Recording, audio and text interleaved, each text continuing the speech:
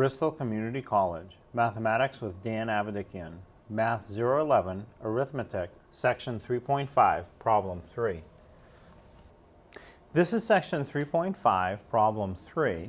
We have 16.05 divided by 5. So for a problem like this, you want to initially just ignore the decimal. Just divide 5 into 1,605. And what's going to happen is the decimal will just come straight up into the answer.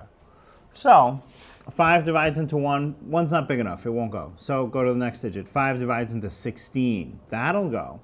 5 will go into 16 3 times. 3 times 5 is 15.